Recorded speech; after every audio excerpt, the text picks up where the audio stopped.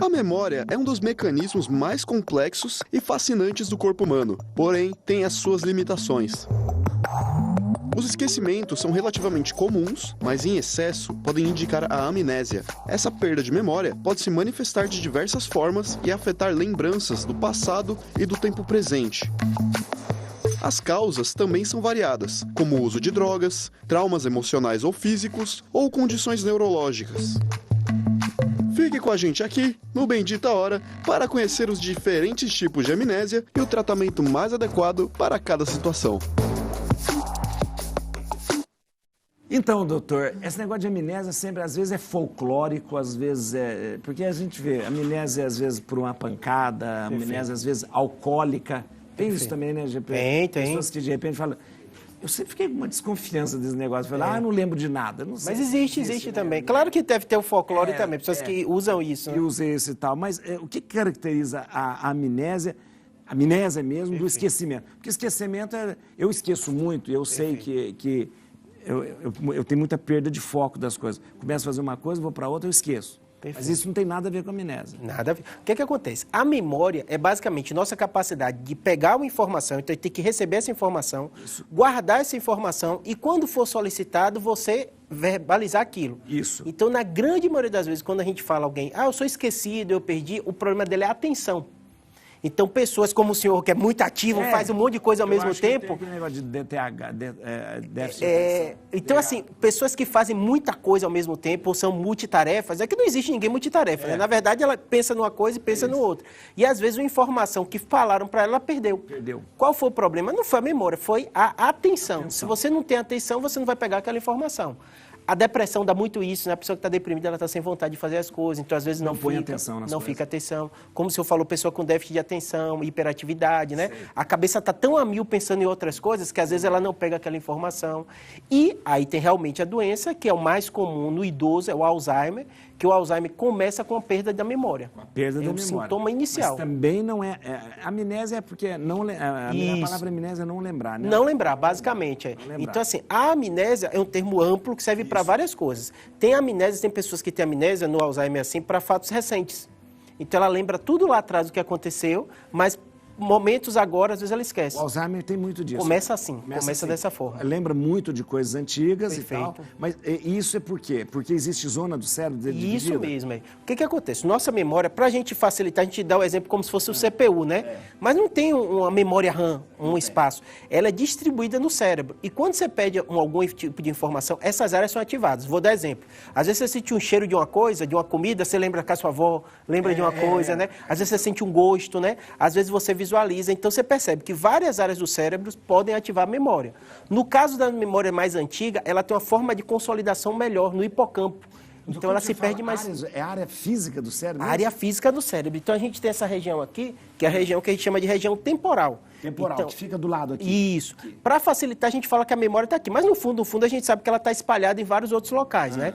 Aqui dentro, nessa região, a gente tem uma região que a gente chama hipocampo. Hipocampo. E é bem curioso porque a memória, ela faz parte também do sistema límbico, que é o sistema das emoções.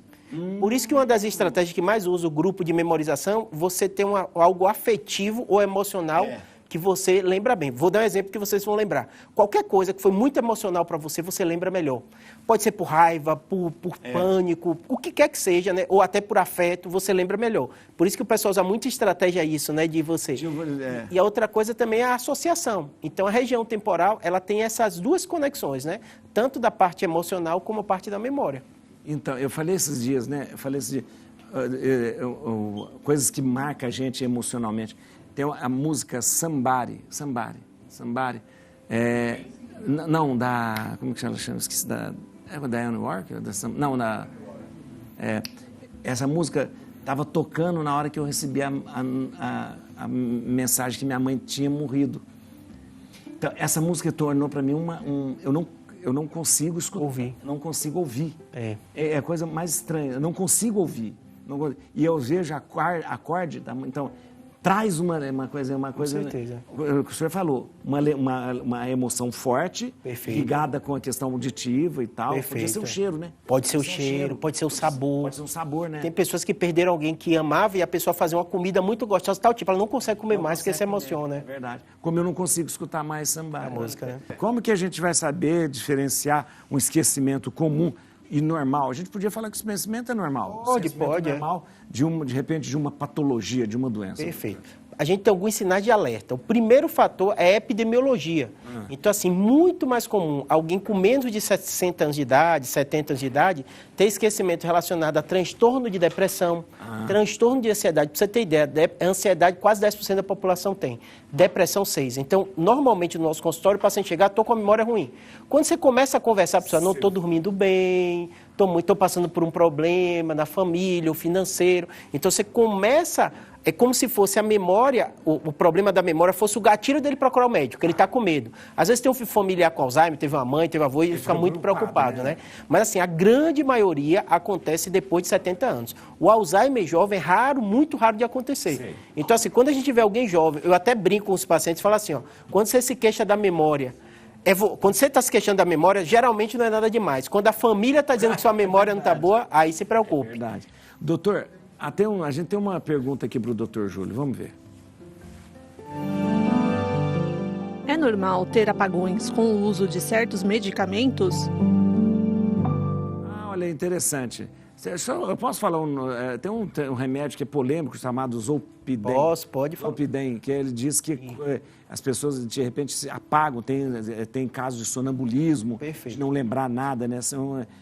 É um medicamento, assim, aliás, eu acho que até o uso é muito abusivo desse medicamento. Isso, essa é uma pergunta muito comum, não só do senhor, mas assim, eu tenho um paciente que eu passei o remédio de volta desesperado, eu vi uma matéria, o que aconteceu? O problema de insônia é muito comum, 10 a 15% da população. A gente envelhece, o nosso sono piora. Então, naturalmente, o brasileiro é prático e não gosta de fazer a higiene do sono, que a gente já conversou, né? Então, a pessoa faz o seguinte, toma o remédio do vizinho, do parente, do amigo, que o médico não passou, e todo remédio tem um risco de efeito colateral. O Zolpidem, qual o risco dele? Tem pessoas que tomam ele para dormir, ele dá efeito rebote, a pessoa fica mais agitada. Agitado. Tem pessoas que têm alucinação e tem pessoas que, às vezes, têm esses apagões. Apaga, não lembra nada. Não lembra, porque é um remédio de efeito rápido. Então, eu falo até com o paciente, esteja na cama ou perto... Toma um remédio que normalmente você já vai sentir sono na hora. E ele tem uma meia-vida ali de 3 horas, 4 horas mais ou menos. Então, pode acontecer? Pode, mas é um evento raro. Que nem está falando da vacina, né? Tem eventos raros. O médico vai observar. Se ele notar que o seu teve esse apagão, ele vai trocar de medicação. Mas é um dos remédios mais utilizados no mundo. Pra você ter ideia, ele não cria tolerância nem independência, de repente, dos outros benzodiazepínicos. Tanto que é uma receita simples, não precisa ser aquele... Não é tarja preta. Não é tarja preta. Os outros, diazepam, todos eles são tarja preta. Então, remédio que a gente usa muito, por exemplo, eu passo às vezes o paciente fala assim, Júlio, eu durmo bem, mas meu problema é pegar no sono. Dá aquela... Então, assim, você, enquanto melhora o resto da condição do paciente, você pode usar ele. Mas lembrando, esses remédios, a ideia é sempre ser transitório. Enquanto você trata a causa daquela insônia, você pode usar. Mas a ideia é que não use por muito tempo. Claro que existem pacientes que precisam. Então, e depois é o seguinte, tem o caso, às vezes, de relatos que deixam as pessoas... É porque as pessoas, às vezes, tomaram, deve ter dado o tal do efeito rebote, e as pessoas fazem compra, fazem um monte de coisa que não se lembra. Não lembra. Não se lembra. Eu tive um caso de um colega, só pelo estrago pessoal, o colega médico. Ele tomou um outro dos remédios, do diazepam, porque ele tomava, tinha problema de insônia, e esse remédio demora um pouquinho de fazer efeito. Aí ligaram para ele, falou assim, vamos tomar cerveja no bar, não sei o que lá, desceu e apagou. Levaram para pronto-socorro, ninguém sabia o que estava acontecendo. Não sabia que ele tinha tomado. Não sabia que ele tinha tomado. Então, esses remédios tem que ter muito cuidado. Principalmente às vezes, a questão do álcool, né? Porque a pessoa às vezes toma aquilo no automático e vai fazendo outra coisa e acaba esquecendo que tomou.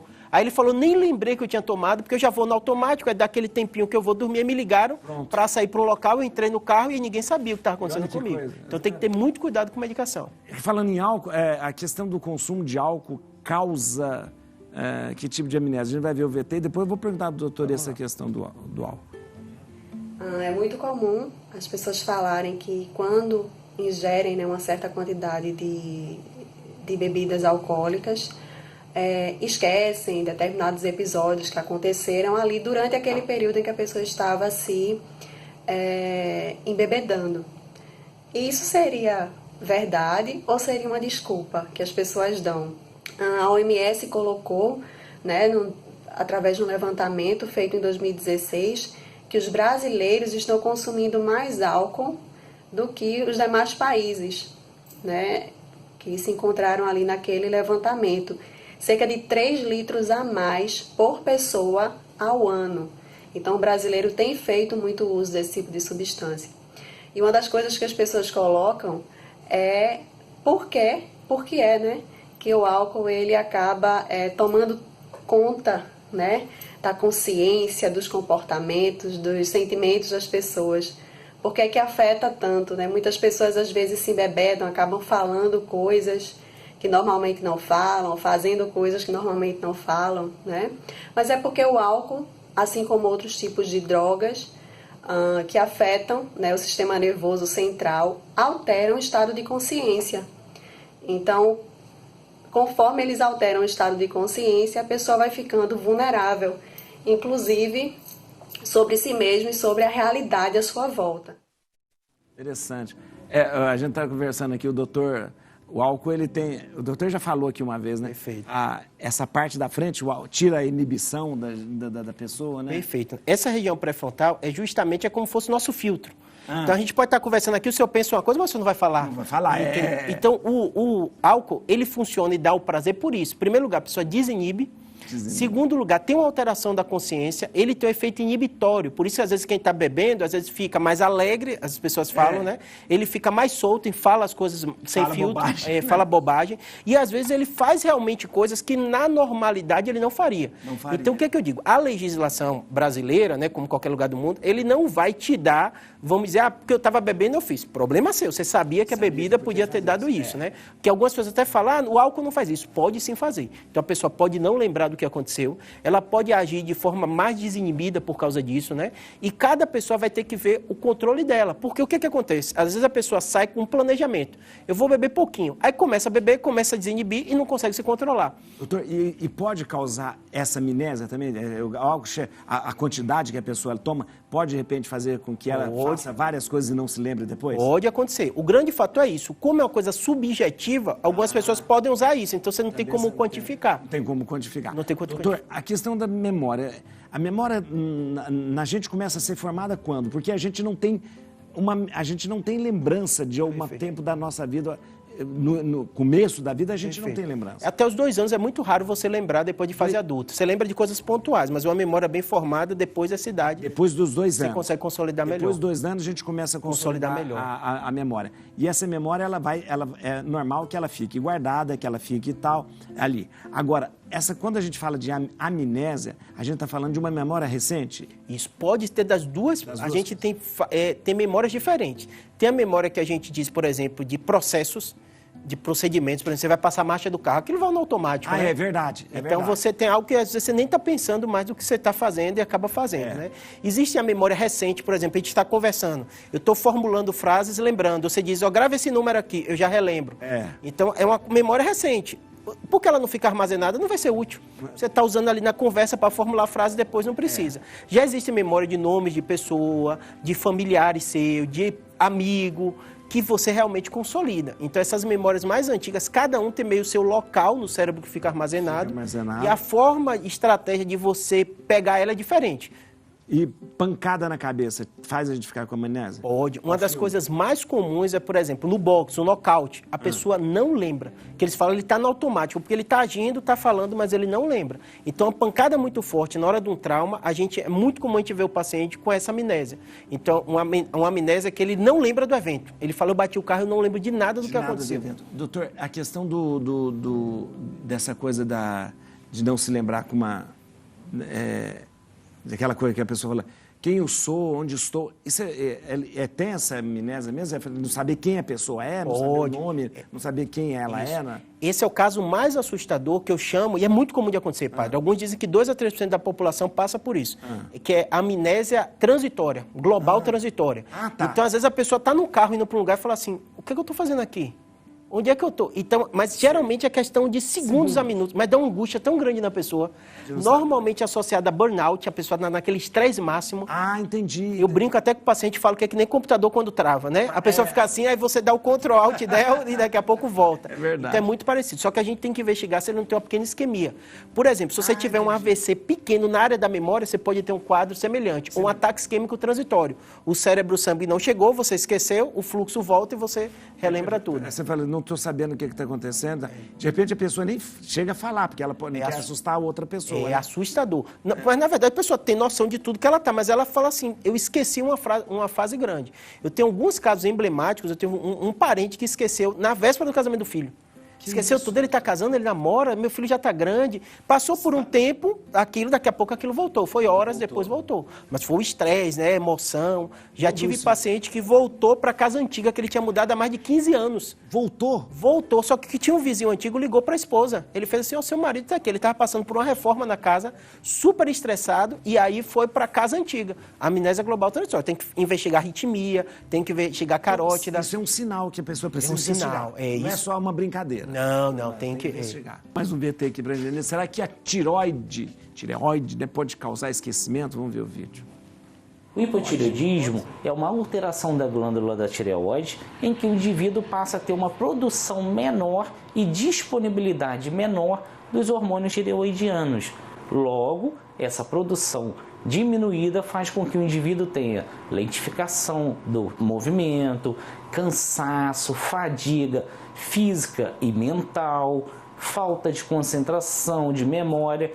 Tudo isso colabora para quê? Para que esse indivíduo, enquanto não ajuste a dosagem da sua medicação, dos hormônios tireoidianos, ele tem uma perda de memória importante. Então é importante que você busque ajuda especializada, busque um médico, seja um psiquiatra, seja um neurologista, seja um psicólogo, dependendo da doença, para que você identifique o problema, receba auxílio necessário para que aquela doença não gere consequências tão importantes e que afetam o seu dia a dia. É uma questão hormonal, então. Perfeito. Vamos resumir, padre, para a gente entender. Toda vez que alguém queixa de memória, o que passa na cabeça do médico, né? A gente pensa, pode ter deficiência de vitamina, em especial B9 e B12, que pode dar deficiência, né? Tem algumas doenças sexualmente transmissíveis. A gente sabe que a população mais idosa hoje, né, com o Viagra, que essas coisas, às vezes tem vida sexual ativa, ele pode ter problema com sífilis. Sífilis pode dar problema de memória. O vírus HIV também. Então a gente vai fazer um monte de sorologia para ver se ele não tem isso, né? E além disso, tem essas doenças metabólicas, né? Que deficiência dos hormônios tireoidianos podem dar também problema de memória. E a gente abre outro leque de outras doenças. Então, é importante você falar isso, porque a pessoa tem uma perda de memória ou falta de memória, ela tem que analisar de um modo geral. Não é só simplesmente falar, estou com problema de cabeça, estou com Alzheimer, não desesperar. E ainda tem doenças focais que a gente trata. Tumor pode dar, a hidrocefalia de pressão normal é uma causa importante. O idoso, às vezes, o cérebro atrofia, a quantidade de líquido aumenta, às vezes comprime, e a gente precisa de cirurgia. Então, assim, são tantas coisas que o ideal, pontapé inicial, às vezes você nem precisa procurar um neurocirurgião nem um neuro. O clínico geral, o médico da família. Eu estou orientando muitos pacientes, eu sei que sua população é muito população da terceira idade, o geriatra.